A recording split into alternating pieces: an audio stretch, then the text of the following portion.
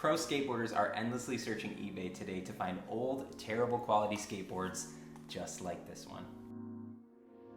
There's been a recent trend lately where skateboarders are trying to find their very first skateboard on eBay. And usually it's not a skateboard from a professional skate shop. It's usually from like Target or Walmart or Toys R Us. And so it's a little bit harder to find. Here's Chris Cole talking about it on the 9 Club. It's a Toys R Us board. Okay. It was rad, but I would pay anything for it now. Common theme, right, Yeah, Raj? totally. All the old dudes are looking for their first boards. I was tracking down mine the other day. Oh, were you? Yeah. Oh.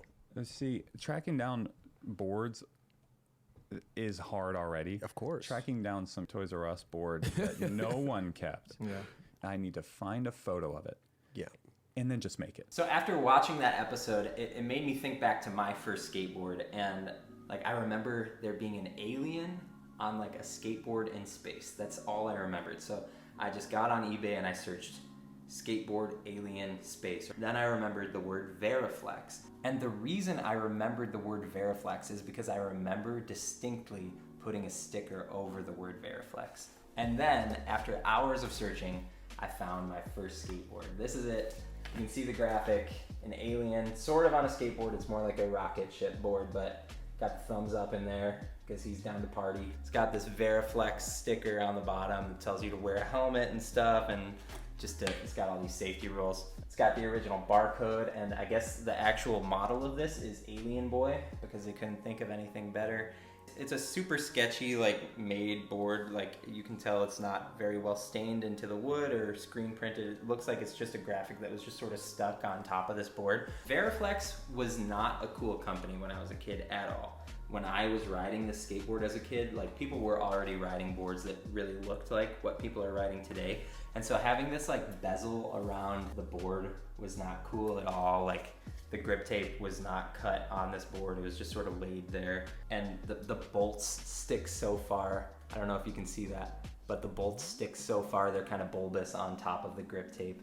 One thing that I was ashamed about actually with this board was the brand, which now that I'm an adult, I wouldn't really care about. But what was so funny as an insecure kid at the skate park, everyone around me is riding like Shorty's boards, or Element boards were really big, Habitat boards like my brother had, and then Alien Workshop was a huge company at the time. And so I tried to steal some valor with that, and because I had an alien on my board, I put a sticker on the Veriflex over his shirt right there.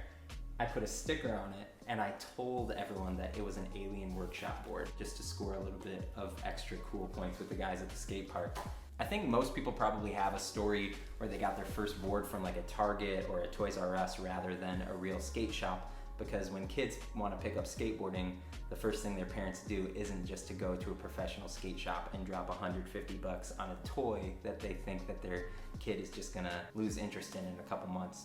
Let me know in the comments if you got your first skateboard from a department store, or if your parents actually shelled out the money and took you to a real skate shop. But what I wish I knew then was like, I wish that I would have known how important that would have been to me today. And I wish that I also wouldn't have been ashamed of my skateboard back then. So I think the number one thing that I love about skateboarding is just that it's fun. Like, it's just a fun thing to do. I wish that when I was a kid, that I wouldn't have focused on caring about what brand skateboard I had, because I really did have so much fun on this skateboard, and I wish I wasn't ashamed of it, and I wish I would have just been able to have fun on it and just been able to go to the skate park and ride and roll down the ramps and just not worry about what other people thought of me on this skateboard. Because this literally is the only thing that I own that like has a significant amount of nostalgia tied to it. I used to collect sneakers, I used to collect all different sorts of things, but this is the only thing that stood the test of time. And my daughter has actually stood on this in my office, and it's been pretty cool just to see her interacting with it somehow. So I did go on to get my first skateboard after this one, and it was a Shorty's Chad Muska red silhouette deck where he's sitting on the curb. It's like a super iconic skateboard now, and it's been reissued a few times from Shorty's because they've started up the board brand again.